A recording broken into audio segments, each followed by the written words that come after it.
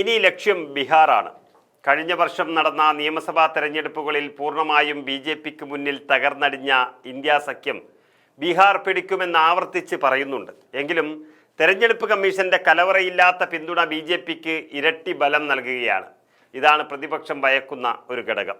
മഹാരാഷ്ട്ര തെരഞ്ഞെടുപ്പിൽ നടന്ന ക്രമക്കേടുകൾ പ്രതിപക്ഷ നേതാവ് രാഹുൽ ഗാന്ധി അക്കമിട്ട് നിരത്തുമ്പോൾ അതിനെ പ്രതിരോധിക്കാനോ സത്യം പുറത്തു കൊണ്ടുവരുവാനോ തെരഞ്ഞെടുപ്പ് കമ്മീഷൻ തയ്യാറാകുന്നില്ല.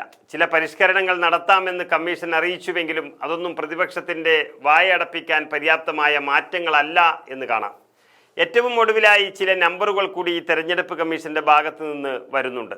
പ്രതിപക്ഷ പാർട്ടികളുടെ ആരോപണങ്ങൾക്കിടെ നിയമസഭാ തെരഞ്ഞെടുപ്പ് അടുത്തിരിക്കുന്ന ബീഹാറിൽ പ്രത്യേക തീവ്ര പുനഃപരിശോധന നടത്തുന്നതിനുള്ള നിർദ്ദേശങ്ങൾ പുറത്തിറക്കുകയാണ് തെരഞ്ഞെടുപ്പ് കമ്മീഷൻ ചെയ്യുന്നത്. ഇതോടെ 2003 പട്ടികയിൽ ഇല്ലാതിരുന്ന നിലവിലുള്ള എല്ലാ വോട്ടർമാരും അവരുടെ യോഗ്യത തെളിയിക്കുന്ന രേഖകൾ വീണ്ടും ഹാജരാക്കേണ്ടി വരികയാണ്.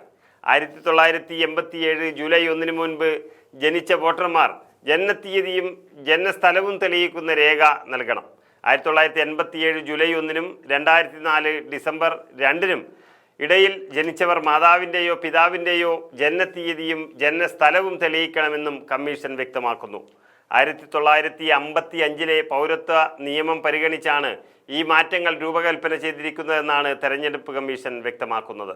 1950 ജനപ്രാതിനിധ്യ നിയമം പ്രകാരം പുതിയ വോട്ടർ പട്ടിക തയ്യാറാക്കുന്നത് ഉൾപ്പെടെ വോട്ടർ പട്ടികകളുടെ പരിഷ്കരണത്തിന് നിർദ്ദേശിക്കാൻ തെരഞ്ഞെടുപ്പ് കമ്മീഷൻ അധികാരമുണ്ടെന്ന് ചൊവ്വാഴ്ച പുറപ്പെടുവിച്ച ഉത്തരവിൽ വ്യക്തമാക്കുന്നു.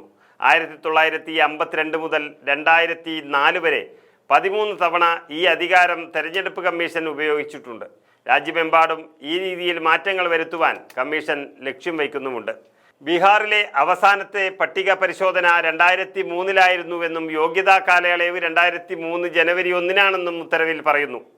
ബീഹാർ മുഖ്യ തെരഞ്ഞെടുപ്പ് ഓഫീസർക്ക് തെരഞ്ഞെടുപ്പ് കമ്മീഷൻ നൽകിയ നിർദ്ദേശപ്രകാരം ഉടൻ തന്നെ ഇത് സംബന്ധിച്ച നടപടി ക്രമങ്ങൾ ആരംഭിക്കും. ഓഗസ്റ്റ് 1 കരട് പട്ടിക പ്രസിദ്ധീകരിക്കും. തുടർന്ന് സെപ്റ്റംബർ 1 വരെ അവകാശവാദങ്ങളും എതിർപ്പുകളും സമർപ്പിക്കുന്നതിന് 1 മാസത്തെ സമയം ലഭിക്കുകയും ചെയ്യും. സെപ്റ്റംബർ 30 അന്തിമ വോട്ടർ പട്ടിക പ്രസിദ്ധീകരിക്കുവാനും കമ്മീഷൻ ലക്ഷ്യം വയ്ക്കുന്നു. എല്ലാ വോട്ടർമാരും ആവശ്യമായ രേഖകൾക്കൊപ്പം അപേക്ഷകൾ അതത് ബൂത്ത് ലെവൽ ഓഫീസർമാർക്ക് സമർപ്പിക്കുകയോ അല്ലെങ്കിൽ തെരഞ്ഞെടുപ്പ് കമ്മീഷന്റെ ആപ്പിലേക്കോ അപ്ലോഡ് ചെയ്യുകയോ വേണം. യോഗ്യരായ എല്ലാ പൗരന്മാരെയും വോട്ടർ പട്ടികയിൽ ചേർക്കണമെന്നും അനർഹരായ ഒരു വ്യക്തിയെയും ഉൾപ്പെടുത്തരുത് എന്നും വോട്ടർമാരെ ഒഴിവാക്കുന്നതിലും ചേർക്കുന്നതിലും പൂർണ്ണ സുതാര്യത ഉറപ്പാക്കണമെന്നുമുള്ള ലക്ഷ്യത്തോടെയാണ് അധികാരികൾക്ക് നിർദ്ദേശം നൽകിയത് എന്ന് തെരഞ്ഞെടുപ്പ് കമ്മീഷൻ അവകാശപ്പെടുകയും ചെയ്യുന്നു.